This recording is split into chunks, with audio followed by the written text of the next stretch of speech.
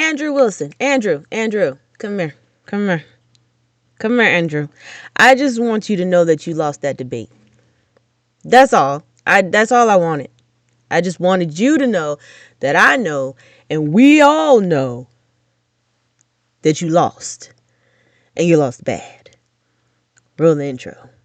Nikki in the building, baby. Nikki in the building, baby. In Cahoots podcast. Yeah. I keep God first, that's real. True crime on the table, facts on steel. If that's sagacious, I chase that trail. If the story don't add up, I set it straight, no fail. I spot fake tears, I spot lies. Sketchy little moves, I see through the disguise. I'm fair, I'm funny, I bring that light. I call you out, then I'll still be polite. Welcome back to another episode of In Cahoots Podcast. My name is Nikki. Before we get into the video, you already know what I'm going to say. Please make sure that you hype up the video, subscribe, like, comment, share, turn on your post notifications. And if you want to support the channel, go ahead and click that join button to become a member. We are going to get straight into it because Andrew, you lost. You lost. Right now, Candace Owens is sitting on about 3.2 million views so far. And all of Andrew Wilson's money.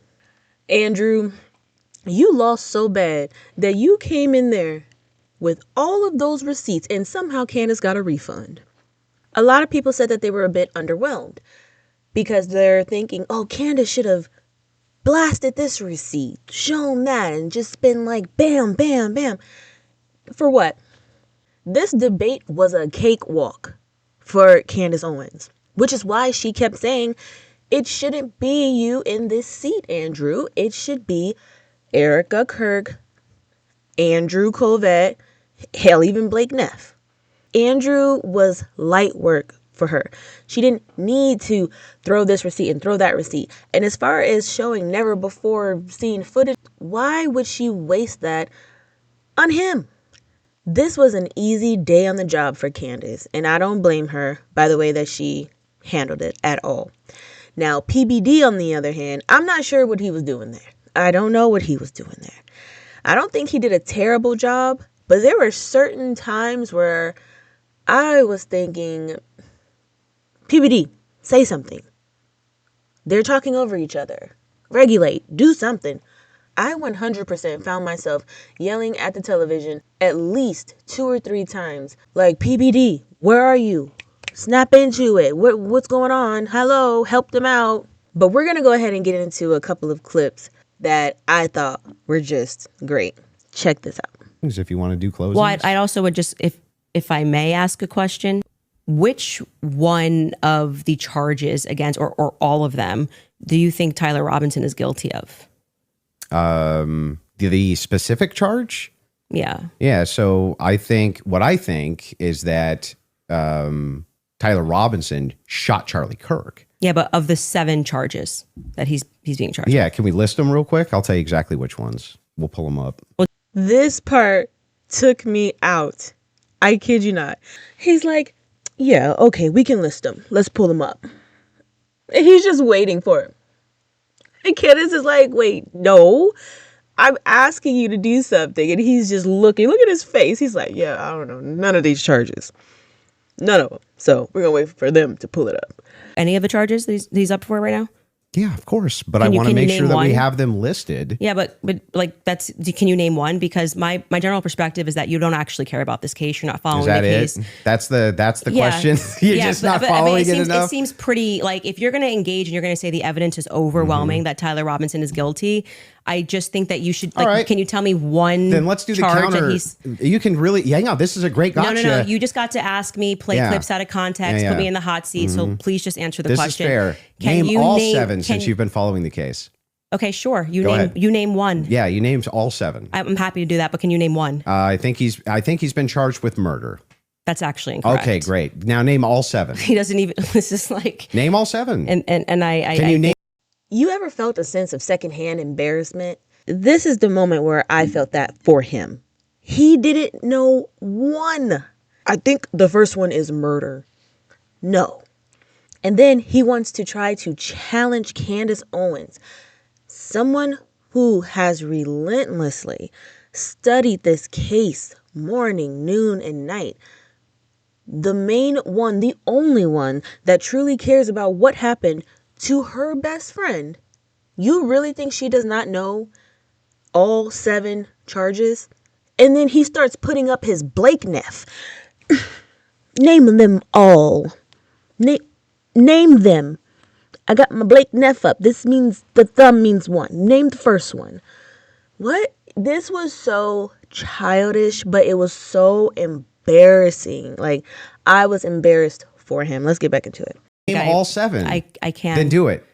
The first charge is aggravated murder because that's what carries a death sentence So in the murder. state of Utah. No, Next. that's not. That is literally not murder. Okay. The second charge is the felony discharge of a weapon. The next 2 charges are for obstruction of justice. Okay. The next 2 charges are for witness tampering. And the And what's final, the specific charges, though? that is them. Obstruction of justice, Both of obstruction those- of justice, witness tampering. Okay. And there's no other specifics to them. Well, I can tell you why he's being No, charged no, with no. it. Just the charges and then 7? Yeah, see, the bad thing is when you try to be an a-hole and it doesn't work. What's the 7th? The last charge is violence in front of a minor. Okay. Got it. Pulled out your phone just before you asked that question. Did somebody by chance text you that question? You can check my phone. I'm just curious. No, you can absolutely not. I have not had one communication with a single person, not even my producers who are in there this whole time we were here. You want to check my phone? I'm happy to take it. Let's see See it. if anyone was texted at all during this debate. You give me permission. so You I'm have looking at full the- I'm not gonna permission to give go through my names. phone. I don't need to So cheat. the last one has nothing to do with it. It's just a compliment. I haven't even read my text messages. That's so a compliment. He's reading them. You're okay. You'll give me permission. Yes. I'm just going to read 3 of them Yes. to 11:32 because after that, I don't need to read it. And you know their texts. Could have been Telegram. Could have been something. All like I that. have is Signal. You can check that too. I only have Signal. I don't need to I Okay. deeply care about this case. I don't need to I pretend get to it. know If you stuff that deeply I care don't about know. the case, I Yeah. just, I have. The fact that he would even try to make it seem like Candace cheated because she knows all 7 charges is crazy. So in another part of the debate, it comes up that Candace criticizes Erika for not being at home with their kids. But then Andrew tries to turn it around on Candace because she's a podcaster at home. Her kids are like right there. Not leaving them. Check this clip out. That's a bizarre criticism. Like, nobody's in the bigger girl boss position than you. Yeah, I'm actually no. You're in the this biggest is- of the girl boss positions. Like, you don't have to do this. Okay. You just do this. You could definitely not do it at all and be fine, right? But you still do. I would say that you are making a comparison that cannot be compared because Erika's husband was just assassinated in front of the world. Which The makes sense why parents- she would take the organization No, over. that it makes sense why you would go home to your kids, just so you know. Wait a second. That's bizarre. Yeah, You because wanna they don't have a protect- parent. They don't have a you wanna parent, and they've protect- just suffered a trauma. You don't Yeah. go into the office. You 6 want to days later. protect your husband's legacy. Yeah, right? no. And you Candace is right. He is trying to make a comparison to something that cannot be compared.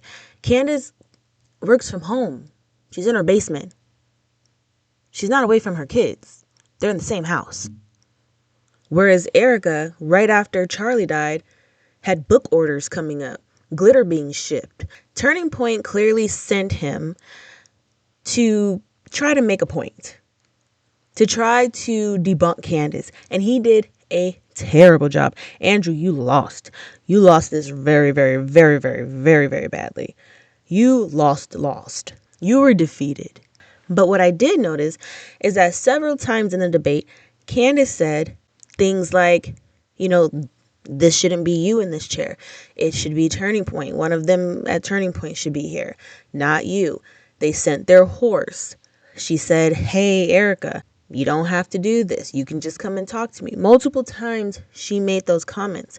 And I did not hear Andrew Wilson deny that one time.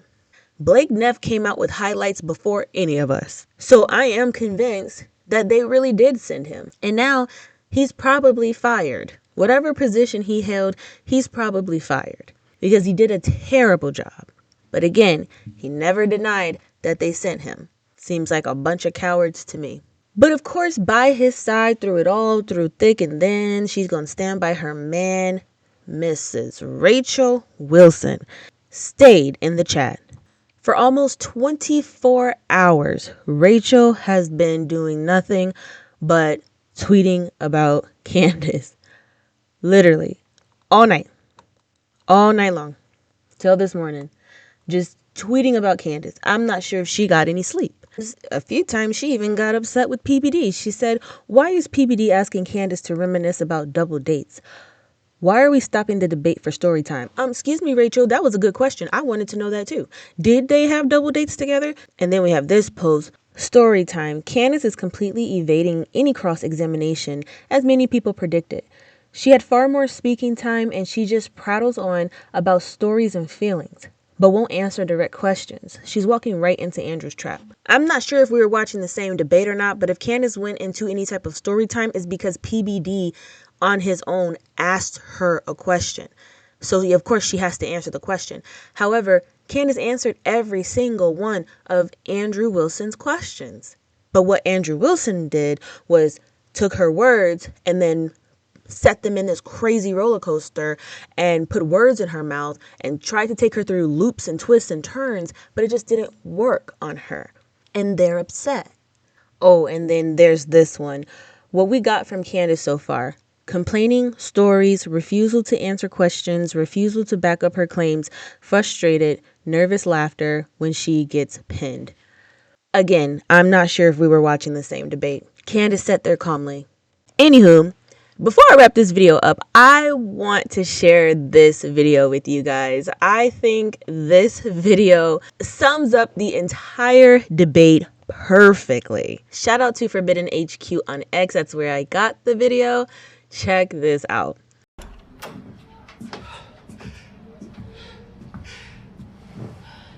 Andy, baby, no, stop. It's okay. It's okay. It was bad! It was bad! Erika's gonna kill me! Ben is gonna kill me!